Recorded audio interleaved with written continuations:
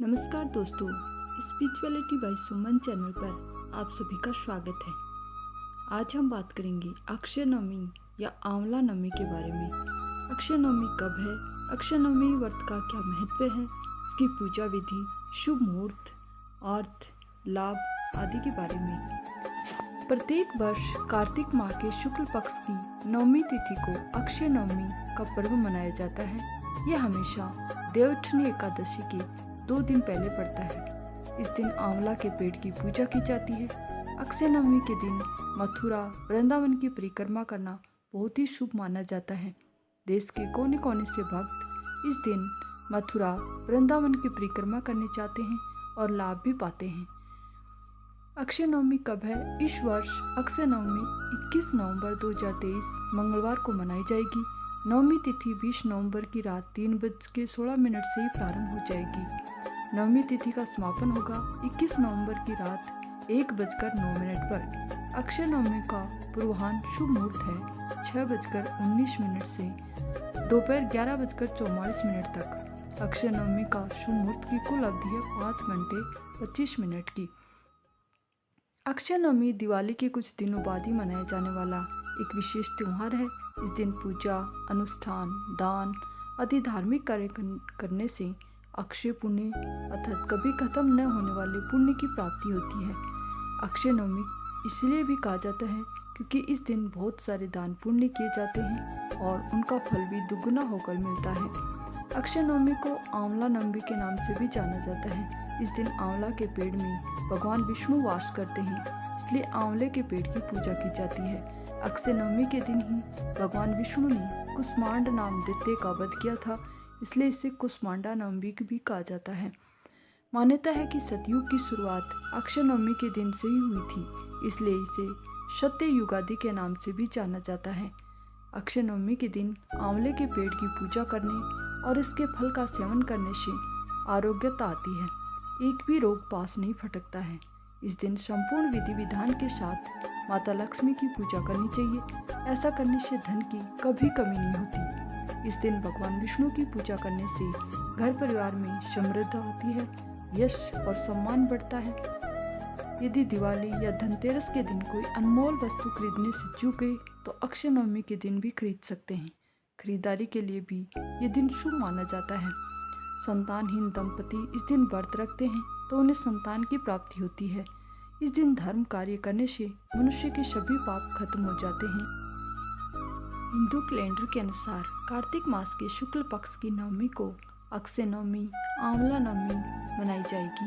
देवउठनी एकादशी से 2 दिन पहले किया जाने वाला यह अनुष्ठान आंवला नवमी के नाम से भी जाना जाता है।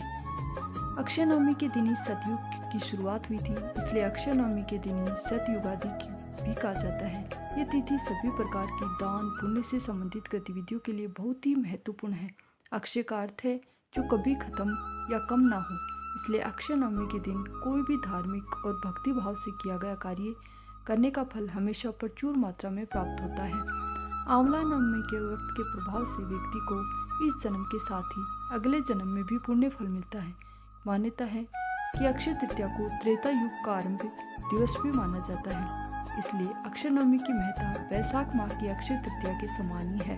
परंपरागत रूप से अक्षय नवमी के शुभ दिन पर आंवले के पेड़ की पूजा की जाती है। पश्चिम बंगाल में इसी दिन को जगधात्री पूजा के रूप में भी मनाया जाता है, जब सत्ता की देवी जगदात्री माता की पूजा की जाती है।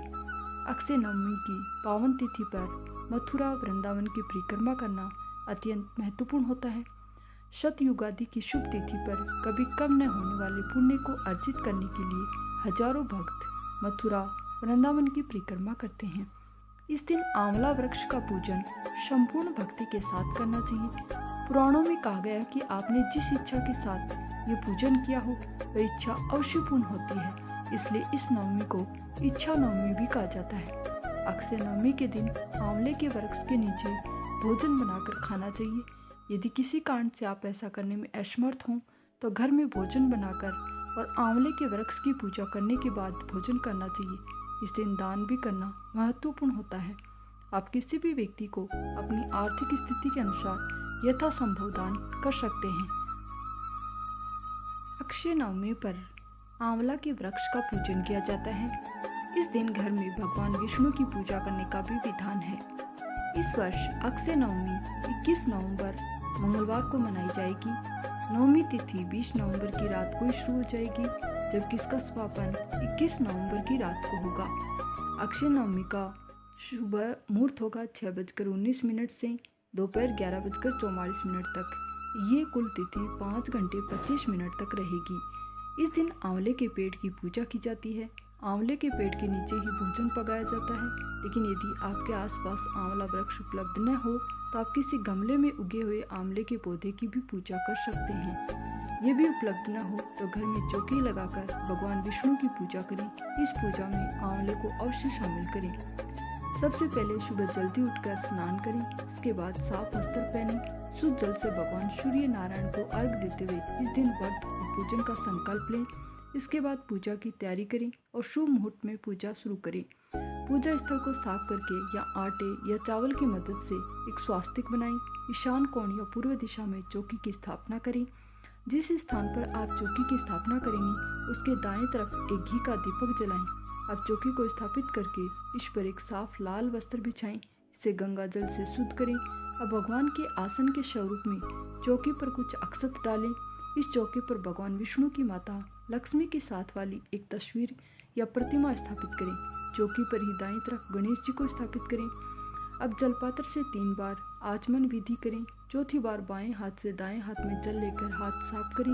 इसके बाद जलपात्र से एक फूल की मदद से जल देते हुए सभी देवों और आंवलों को संकेतात्मक स्नान कराएं। इसके बाद भगवान विष्णु, माँ लक्ष्मी और गणेश जी को हल्दी, कुमकुम, रोली, चंदन, पुष्प आदि अर्पित करते हुए पंचोपचार की क्रिया पूरी करें। सभी आंवला फलों को भी चंदन, कुमकुम आदि का तिलक करें और पुष्प अर्पित करें।